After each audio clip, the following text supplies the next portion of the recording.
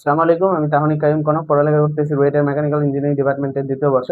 তো আজকে আমরা 3 নাম্বার লেকচারে চলে আসলাম ফুরিয়ার সিরিজে। তো 3 নাম্বার লেকচারে আমরা শিখবো হচ্ছে অড ফাংশন এবং ইভেন ফাংশনের যতগুলো কনসেপ্ট আছে সেগুলো শিখবো, এবং অড ফাংশন থাকলে কোন সূত্র প্রয়োগ করতে হবে, ইভেন ফাংশন থাকলে কোন সূত্র প্রয়োগ করতে হবে, সেগুলো আমরা এক ঝলকে দেখে নেব। ঠিক আছে, তো দেখো যে আমাদের প্রথম যে সূত্র, সিরিজের সূত্র ছিল, আমরা কি পড়ছিলাম? f of x is equal two a not plus n is equal two 1 থেকে infinity an cos of nx plus bn sin of nx।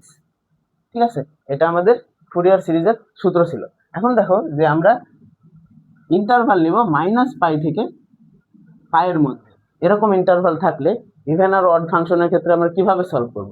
তো সলভ করার আগে এই সূত্রগুলো তো আমরা জানি, a নট কি ইজ 1/2π, আর ইন্টিগ্রেশন -π থেকে f of x dx, এই সূত্রগুলো আমরা প্রথম ক্লাসে লিখে দিছি, আবারও মনে করাই দিই। an is equal to 1/π interval -π থেকে f of x cos of nx dx, তারপরে bn ইজ ইকুয়াল টু 1/π -π থেকে f of x sin of nx dx। এটা হচ্ছে আমরা সূত্র আগে পড়ছি। এখন দেখো যে ইন্টারভাল যদি -π থেকে থাকে এবং ইভেন ফাংশন এবং অড ফাংশন হয়, তাহলে সূত্রগুলো কিভাবে আমাদের চেঞ্জ হয় এটা আমি দেখাবো। তো ইভেন ফাংশন কি, অড ফাংশন কি, এই টার্ম দুইটা আমাদের জানতে হবে। তো ইভেন ফাংশন কোনগুলা? যদি একটা ফাংশনে f of x এর জায়গায় যদি -x বসাও, তারপরেও যদি সেটা আবার f of x ই হয়ে যায়, তাহলে সেটা হচ্ছে ইভেন ফাংশন। -x বসানোর পরেও যদি কোনো পরিবর্তন না হয় ফাংশনের, কেমন ধরো যদি x² নাও, x² এর মধ্যে যদি তুমি -x বসাও, থেকে যায় x² থেকে যায়। ঠিক আছে, কোনো সামনে মাইনাস আসে না। x এর জায়গায় যদি -x² নাও, তাও এটা x² থাকে।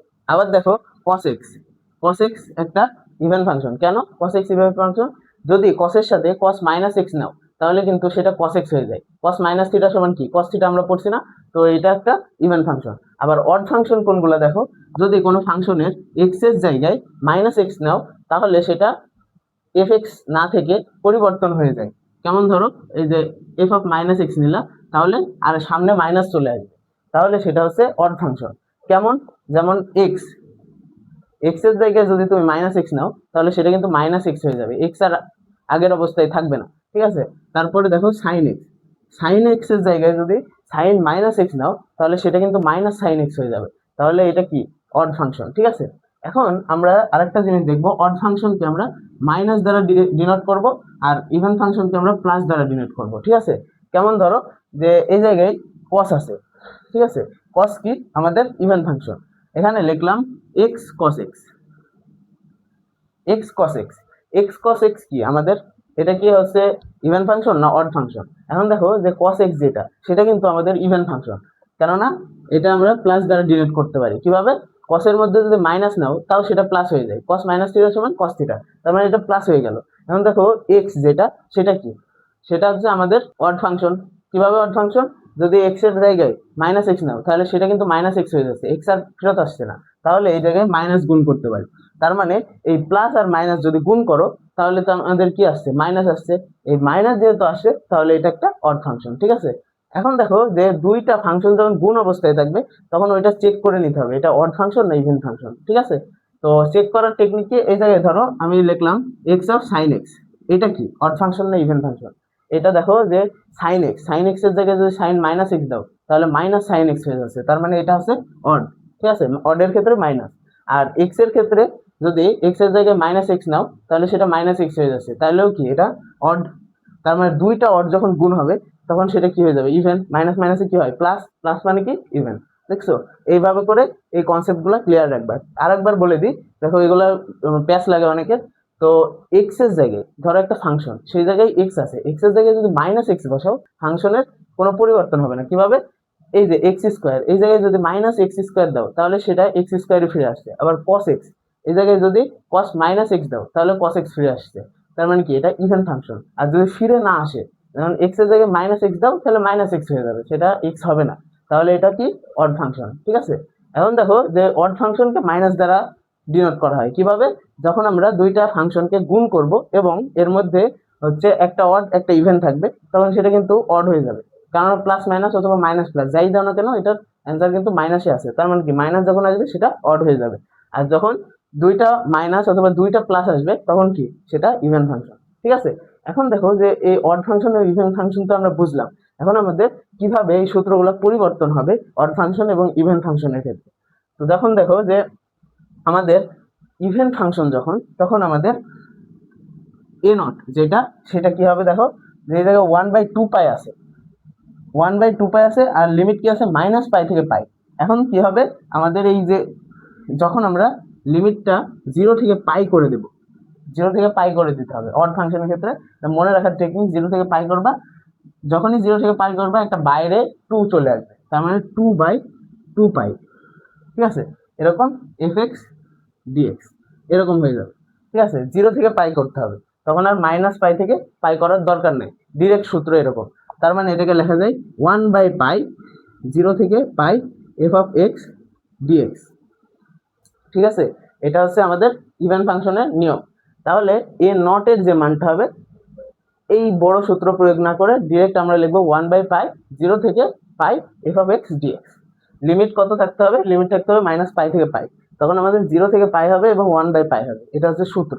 এরপরে এ এন এর মান কি হবে, এ এন এর মান হবে, দেখো যে এখানে 1/পাই আছে, 1/2 পাই নাই, তার মানে এই জায়গায় হবে 2/পাই 0 থেকে পাই f of x cos of nx dx।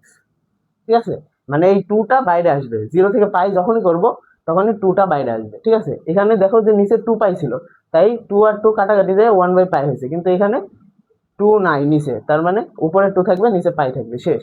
আর দেখো an এর পরে এরপর কি bn সমান হবে ডিরেক্ট 0। ঠিক আছে, যখন আমাদের ইভেন ফাংশন হবে তখন bn সমান 0 বসাই দিব, এটা হচ্ছে ডিরেক্ট সূত্র হিসেবে মনে রাখবা।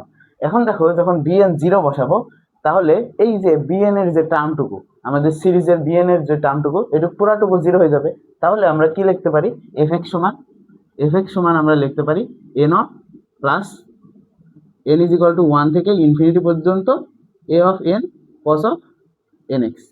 এই যে bn sin of nx ওই পার্টটুকু আমাদের আর লাগবে না। ঠিক আছে, কেন লাগবে না, কারণ bn সমান 0, ইভেন ফাংশন হলে bn সমান 0।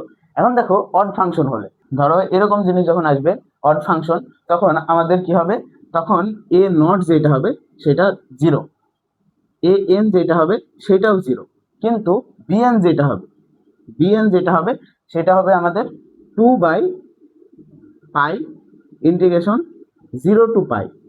ঠিক আছে, এই যে এখানে দেখো যে 2/পাই 0 to pi f of x sin nx dx।